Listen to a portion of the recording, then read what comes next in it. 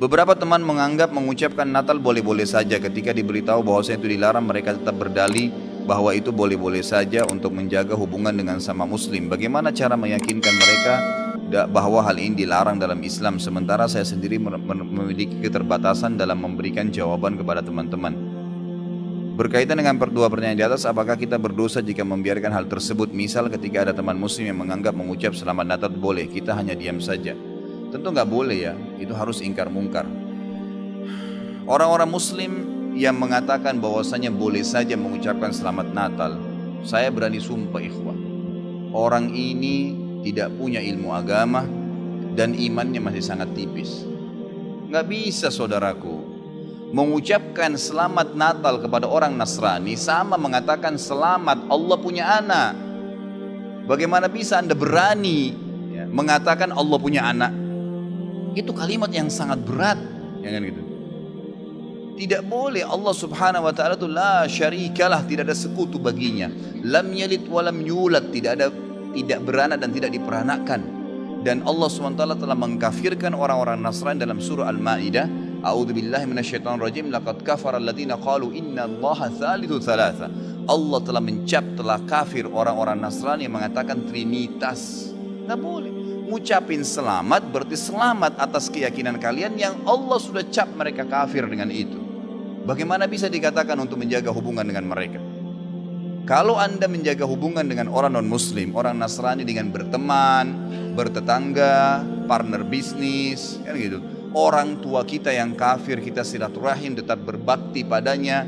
Kerabat-kerabat yang masih non-muslim kita silaturahim, jenguk kalau sakit, membantu orang miskin mereka. Boleh saja. Tidak ada yang larang dalam Islam itu. Tapi jangan sama sekali berhubungan dengan masalah keyakinan dan ibadah mereka. Gak boleh memang dalam masalah ibadah. Allah mengatakan, ini tadi subhanallah saya pikir antum sudah tahu nih. Ya, makanya saya ulangin lagi sebab turunnya surah Al-Kafirun. Al-Mughirah telah datang kepada Nabi SAW mengatakan, wahai Muhammad, Mekah kita bagi dua saja. Sehari buat kamu, sehari buat kami. Kata Nabi SAW, saya belum faham, coba jelaskan lagi. Kata dia, sehari Muhammad, kau dukung ibadah kami, kau ucapkan selamat buat kami, kau ikutin ajaran-ajaran agama kami.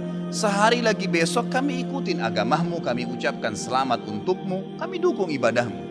Apa jawaban Nabi SAW? Sehari-sehari. Biar adil. Kata Nabi SAW, tidak boleh. Kata dia, wahai Muhammad, sehari buat kami, dukung kami, ucapkan selamat buat kami, ikutin ritual kami. Seminggu buat kamu. Kata Nabi SAW, tidak boleh.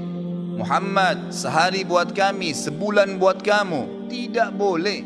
Sehari Muhammad buat kami, setahun buat kamu. Tidak boleh, kata Nabi SAW. Terakhir, hai Muhammad, sehari buat kami, seumur hidup buat kamu.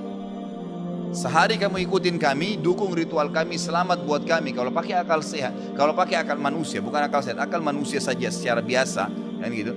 Kita pikir, oh lebih baik sehari kita ikutin orang kafir, dukung saja, ucapin selamat sama dia, selesai. Seumur hidup akan masuk Islam. Apa jawaban Nabi SAW? Tidak boleh. Lalu Jibril AS datang pada saat itu langsung membawa surah Al-Kafirun. A'udzubillahi minasyaitonirrajim. Qul ya ayyuhal kafirun. Katakan kepada orang-orang kafir. Orang kafir ini semua yang tidak syahadat, yang tidak mengatakan asyhadu an la ilaha illallah wa anna Muhammad Rasulullah, kafir. Jelas kafir, dan itu Allah yang mencap mereka kafir, gitu kan? Kafir artinya tidak beriman kepada Allah Subhanahu wa taala. Orang Nasrani aja mengkafirkan Yahudi kok. Yahudi mengkafirkan Nasrani, mengkafirkan Muslim. Kenapa orang Muslim tidak bisa mengkafirkan? Karena sementara kita jelas-jelas meyakini kenabian Musa, meyakini kenabian Isa alaihissalam. Gitu kan? Mereka yang memungkiri Nabi Muhammad SAW, Nabi terakhir, berarti tidak beriman sempurna kepada Allah Subhanahu Wa Taala. Dan sudah banyak ayat Quran menjelaskan masalah itu. Gitu kan? Kata Allah Subhanahu Wa Taala, ya, Qul ya ayyuhal kafirun. La a'budu ma ta'budun. Semua Yahudi, Nasrani, Majusi, penyembah api, penyembah gunung, penyembah pohon, penyembah apa saja, semua selain yang tidak syahadat ini, saya tidak ikut-ikutan acara ritual kalian, tidak akan ucapin selamat buat kalian, tidak akan pakai atribut-atribut kalian, dan kalian juga tidak usah repot-repot ikutin agama saya, nggak usah. Kita nggak butuh Nasrani. Saya tanya, pada saat sholat Idul Fitri, ada orang Nasrani ikut-ikutan, Idul Adha, gitu kan? Mereka berurus dengan agamanya sendiri. Kenapa orang Muslim pusing dengan acara ritualnya orang lain? Diulangi lagi. Ya, setelah dikatakan kalian tidak usah ikut-ikutan, saya tidak usah ikut-ikutan juga, diulangi lagi. Wala antum ma'budun ma'bud, wala na'abidu ma'abadtum, wala antum ma'budun. 2 kali diulangi. Dan saya tidak akan ikut-ikutan, kalian juga tidak usah ikut-ikutan. Terus begitu. Terakhir dikatakan oleh Allah, lakum dinukum waliyadin. Kalian punya agama, saya juga punya agama. Titik, selesai. Gitu kan? Emang sudah begitu. Kalau anda bilang, oh itu cuma kata-kata, nggak masalah. Kata-kata bisa membuat anda murtad, saudaraku, bisa masuk neraka, gitu kan? Sadarkah anda dengan satu kalimat, anda kalau mengatakan satu kalimat sekarang, semenit kemudian kalau anda yakin dalam hati bisa masuk neraka kalau meninggal, kalau anda mengatakan saya murtad, memang dari hati mau keluar dari Islam, semenit kemudian dicabut ruhnya oleh malaikat maut, masuk neraka. Kalimat, kata-kata, bahaya tuh, gitu kan? Mungkin teman-teman juga sudah tahu yang dialog antara Muslim sama Nasrani di Amerika. Si Nasrani mengatakan, kenapa kau tidak ucapkan kalimat Natal, selamat Natal buat saya? Kata si Muslim, ya kata si Nasrani itu kan cuma kata-kata.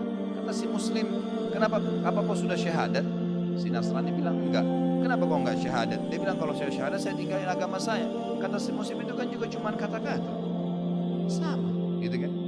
Jadi enggak boleh. Tapi hal-hal yang ditoleransikan dalam agama silahkan. Tadi saya bilang berteman, bertetangga, silakan, tapi jangan dukung masalah ibadahnya, nggak boleh. Sampai pernah ditanya kepada Syekh bin Baz, apa hukumnya orang-orang, mohon maaf ini teman-teman kita, semoga Allah berikan hidayah yang belum tahu, yang menjadi security menjaga gereja misalnya, atau orang-orang yang menjadi tukang parkirnya karena lagi banyak mobil, halalkah pendapatannya? Bolehkah itu? Fatwa ulama tidak boleh.